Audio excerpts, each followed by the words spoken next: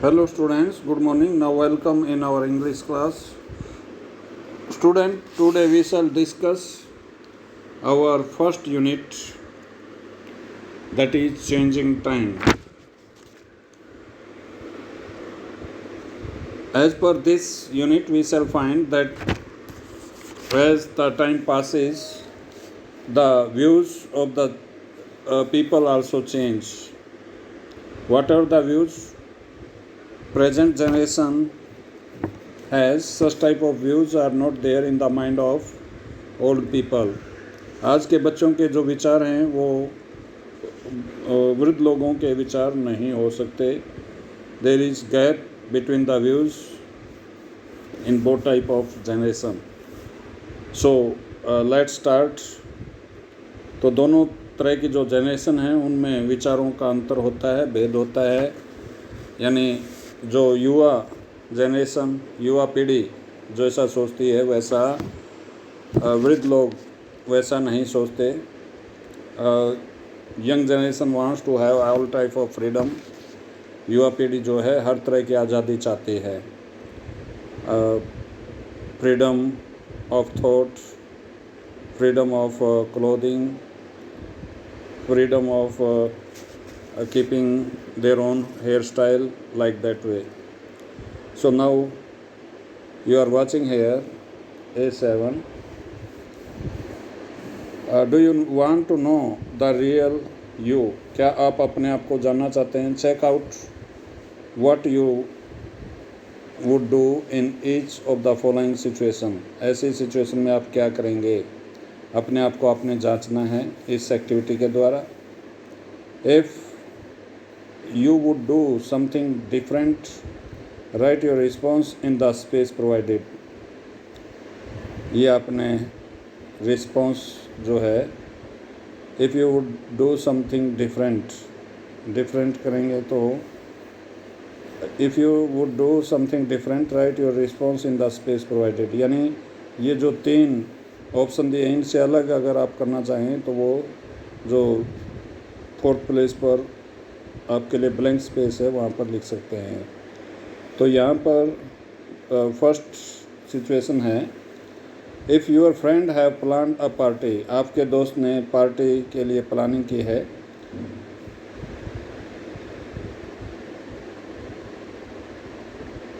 If your friend have plan a party your parents don't approve of, you would. आपके parents जो है इस बात की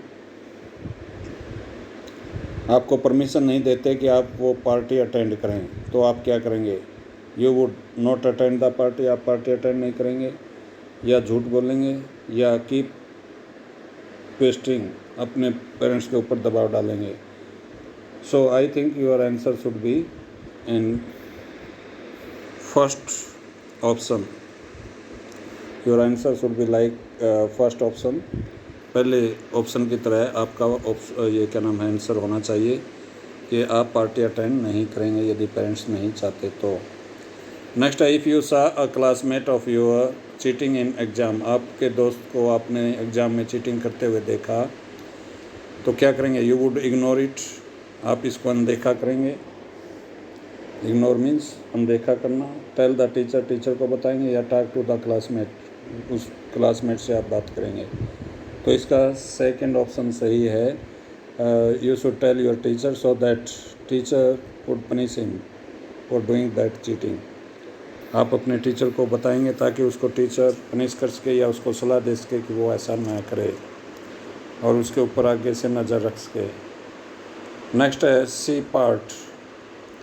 इफ़ यू सा an old lady standing at the end of a Q. आपने एक बूढ़ी औरत को देखा जो खड़ी है क्यू मीन लाइन में सबसे पीछे. While you were right ahead, जबकि आप आगे हैं, तो आप क्या करेंगे? इग्नोर द लेडी, उस लेडी को अनदेखा करेंगे. एक्सचेंज प्लेस विद हर, उसके साथ अपने जगह बदलेंगे. Ask someone to stand in the queue for her, किसी को और को कहेंगे कि वो उस औरत की जगह खड़ा हो जाए. So second option is the right option as per me. मेरे अनुसार सही ऑप्शन सेकंड है कि आप उसके साथ अपना स्थान बदल लेंगे ताकि वो आगे आ जाए, आप पीछे चले जाएं। That will show your tolerance, वो आपकी टॉलरेंस सहनशीलता शो करेगा। आपका क्या नाम है, दूसरे के प्रति आप कितना कंसर्न हैं वो बात सिद्ध होगी। नेक्स्ट है D part. If your friend gave you a T shirt, आपके दोस्त ने आपको T shirt the, that was not of your liking, वो आपके पसंद की नहीं है, तो आप क्या करेंगे? You would say something nice and put it in a closet, आप कहेंगे कि बहुत अच्छी है और इसको अपनी अलमीरा में रख लेंगे। सेकंड है, उसे कहेंगे कि यू डिडंट लाइक इट, आपने इसे पसंद नहीं किया। थर्ड है thank you and wear it, उसको थैंक यू कहेंगे और पहनेंगे। तो यहाँ पर अब आपको पसंद नहीं आई तो आप पहन नहीं सकते, तो थर्ड ऑप्शन नहीं हो सकता, और सेकंड भी नहीं हो सकता, आप उसको नहीं बता सकते कि वो पसंद नहीं आई, इससे आपका दोस्त को दुख पहुँचेगा। इसलिए I think first option is right here, first option जो है वो राइट होता है। Next, so these were some situation by which you could know yourself, आप अपने आप को जान सकते हैं कि ये सिचुएशन, इस सिचुएशन में मैं क्या करूं, ताकि आपका ये क्या नाम है, जो ऑप्शन आपने चूज़ किया फिर वो टीचर के साथ आप मैच करके देख लें, और दोनों टीचर के साथ अगर आपके सही चारों ऑप्शन सही मैच होते हैं, it means you are good by heart, दिल से फिर आप बहुत अच्छे हैं। नेक्स्ट A2 में क्या दिया है? People you meet have different traits mean quality, जिन लोगों से आप मिलते हैं उनमें अलग अलग तरह की क्वालिटी होती हैं। सम डिज़ायरेबल, कुछ क्वालिटी डिज़ायरेबल होते हैं, डिज़ायरेबल मीन जिनको हम चाहते हैं, एंड अदर अनडिज़ायरेबल, और कुछ ऐसी क्वालिटी होती हैं जो हमें नहीं चाहिए। Read some of the traits, some of the quality given below and tick the one you have heard of. Look up a dictionary to find meaning of the other. आप डिक्शनरी का सहारा ले सकते हैं जिसका आपको मीनिंग ना पता हो। अब जैसे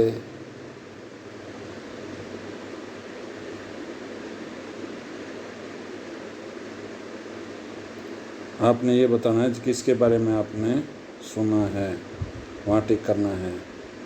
तो ये सब as per my view I have heard all of these trades, सब ट्रेड्स के बारे में मैंने सुना है। अब ये जो है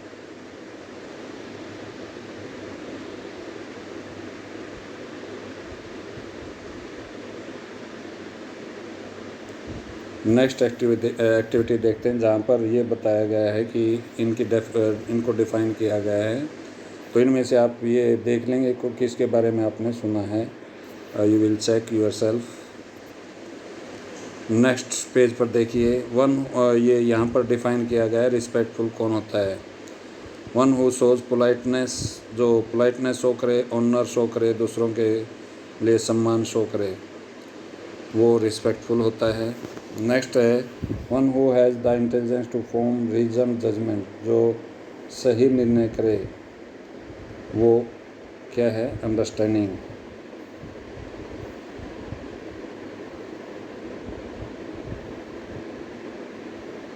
नेक्स्ट है one who is excessively fond of raising objection, जो बार बार ऑब्जेक्शन करे, वो argumentative.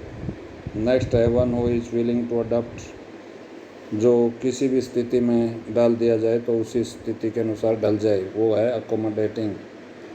One who deliberately refuse to obey authority, deliberately mean जानबूझकर, जो जानबूझकर मना कर दे, रिफ्यूज मीन मना करना, अथॉरिटी मीन्स जो सीनियर अथॉरिटी है उससे ऊपर के जो कर्मचारी हैं, अफसर हैं, उनकी बात का जो कहा ना माने, जानबूझकर कहा ना माने, वो है डिफाइंड। नेक्स्ट है one who possesses an exaggerated sense of self importance, यानी जो अपने को औरों से अधिक होशियार समझे, अपने को ज़्यादा महत्व दे, वो है इगोइस्टिकल। नेक्स्ट है one who is rough, unpleasant and often violent, जो हिंसक हो, वो है ब्रूटिस, जिसको जंगली बोलेंगे, असभ्य बोलेंगे, अनसिविलाइज्ड बोलेंगे। नेक्स्ट ये यहाँ जी तक कर लिया था। अब एच पार्ट में वन हु शोज अ बाइस, जो भेदभाव करे, वो है biased. One who is easily upset, जो जल्दी दुखी हो जाए, चिंतित हो जाए, जो लोग दूसरे कुछ कहें, वो है सेंसिटिव, यानी भावुक हिंदी में जिसको बोलते हैं, जो जल्दी नाराज़ हो जाए कुछ भी कहने पर। One who complies with an order और लॉ, जो कानून को मानने वाला हो, वो है ओबीडियंट, OBEDIENT, ओबीडियंट। तो ये थे यहाँ पर डेफिनेशन इनकी। नेक्स्ट है, अब आपने ये बताना है कौन सी ट्रेड्स डिजायरेबल हैं, कौन सी अनडिजायरेबल हैं। तो डिजायरेबल में दिया है ओबीडियंट, आज्ञा मानने वाला, सेंसिटिव। ये जो सेंसिटिव है ये कुछ हद तक तो सही है, डिजायरेबल।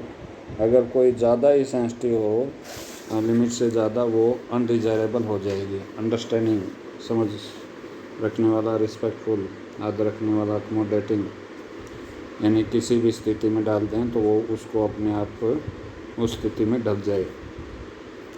तो ये थी डिजायरेबल। अब अनडिजायरेबल, डिफाइंड, कहा ना मानने वाला, आर्गुमेंटेटिव, बात बात पर वाद विवाद करने वाला, ब्रूटिस, असभ्य, इगोइस्टिकल, जो क्या नाम है, अहम, जो ज़्यादा रखे, बाइस्ड, जो भेदभाव करे। तो ये अनडिजायरेबल हैं। तो अब ये बता दिया कि डिजायरेबल क्वालिटी कौन सी हैं और अनडिजायरेबल कौन सी हैं। Now next slide.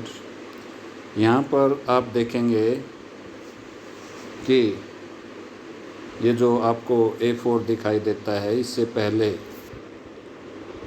ये जो है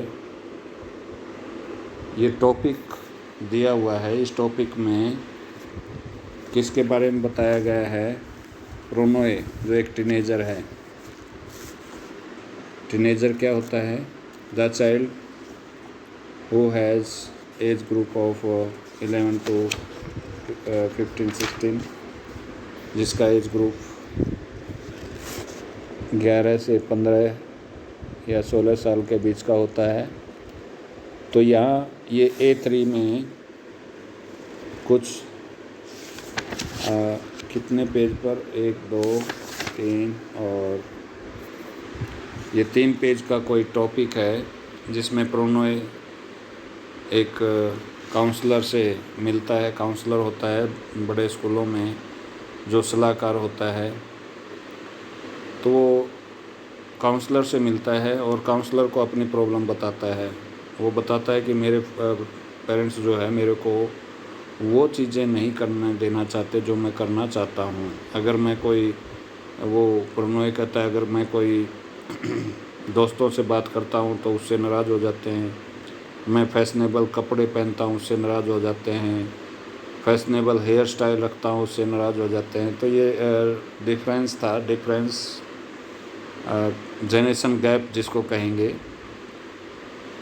प्रोनोए अपने आप को सही मानता है, उसके पेरेंट्स उनको खुद को सही मानते हैं। उसके पेरेंट्स की भी कंप्लेंट है कि प्रोनोए जो है अपने दोस्तों से बहुत ज़्यादा फ़ोन पर बातें करता है और 500 रुपये का जो फ़ोन चार्ज होता है वो कुछ ही दिनों में ख़त्म कर देता है। और उनका जो लैंडलाइन है, फिर वो लैंडलाइन पर बातें करता है और रिलेटिव और फ्रेंड को प्रॉब्लम रहती है कि वो लैंडलाइन फ़ोन पर प्रोनोए के पेरेंट्स से बातें नहीं कर पाते क्योंकि लैंडलाइन फ़ोन हमेशा इंगेज रहता है, बिजी रहता है, क्योंकि प्रोनोए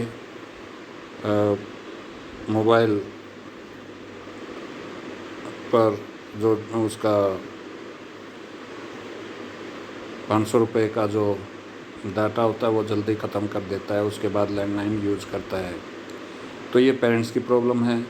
उधर से प्रोनोए अपनी प्रॉब्लम बताता है कि पेरेंट्स मेरी बात को नहीं समझते, और वो पेरेंट्स कहते हैं कि प्रोनोए उनकी बात को नहीं सुनता। तो यहाँ पर ये बात है, ये टॉपिक है, इसको आप पढ़ लेंगे। और इससे रिलेटेड जो है अब हम ये ब्लैंक्स फिलअप करेंगे। Pronoy went to the counsellor. Pronoy जो है वो काउंसलर के पास जाता है because he wanted her to speak to his parents, क्योंकि वो चाहता है कि काउंसलर जो है वो उसके पेरेंट्स से बातें करे पीटीएम के अंदर, पेरेंट्स टीचर मीटिंग के अंदर। नेक्स्ट है द काज ऑफ प्रोनोएज एंगर। प्रोनोए के गुस्से का कारण क्या है? That he was being contradicted by his parents on everything his parents did at home. He was being contradicted. Contradicted means विरोधाभास रखने वाला। उस यानी वो कॉन्ट्राडिक्ट हो जाता था, विरोध जता देता था अपने पेरेंट्स के प्रति बात बात पर। ये उसके गुस्से का कारण था। यानी दोनों के बीच में, पेरेंट्स और प्रोनोए के बीच में विचारों का भेद था, विचारों का अंतर था। ये प्रोनोए के गुस्से का कारण था। नेक्स्ट है Pronoy thought his mother was better than his father. Pronoy सोचता था कि उसकी मदर उसके फादर से अच्छी है। क्यों? Because she never scolded him like his father. क्योंकि वो कभी भी उसे स्कोल्ड नहीं करते। स्कोल्ड मीन डांटना। कभी भी उसे डांटते नहीं थे उसके पिता की तरह है। तो ये था सी पार्ट। डी पार्ट में क्या है? However she too added Pronoy's stress. यानी उसकी मदर भी प्रोनोए के लिए कई बार स्ट्रेस, यानी उसके ऊपर दबाव डाल देती थी। By not stopping father from scolding him. यानी उसकी मदर प्रोनोए के फादर को नहीं रोकती थी जब उसका पिता स्कोल्ड कर रहा हो, डांट रहा हो प्रोनोए को। इससे प्रोनोए स्ट्रेसफुल हो जाता था, दबाव मानता था कि उसकी मदर जो है उसका साथ नहीं देती। एक्चुअली प्रोनोए जब गलत होता था किसी पॉइंट पर तभी उसका फादर डांटता था, इसलिए मदर जो है वो कुछ भी नहीं कह पाती थी प्रोनोए के फादर को। Pronoy friend added to the misery of his parents because Pronoy के जो दोस्त हैं वो और भी समस्या पैदा कर देते थे प्रोनोए के लिए। क्यों? बिकॉज दे वर, ये दे के बाद यहाँ वर है, they were rich and Pronoy try to copy them by spending more and more money. क्योंकि वो बहुत धनवान थे प्रोनोए के दोस्त, और प्रोनोए उनकी कॉपी करने की कोशिश करता था ज़्यादा से ज़्यादा धन खर्च करके। यानी प्रोनोए के दोस्त उसके लिए और भी समस्या पैदा इसलिए करते थे क्योंकि वो सब धनवान थे, और प्रोनोए उनकी नकल करते हुए जितना पैसा वो खर्च करते थे उतना ही खर्च करने की कोशिश करता था। वो अपने पेरेंट्स को नहीं देखता था कि उसके पेरेंट्स की कैपेसिटी क्या है।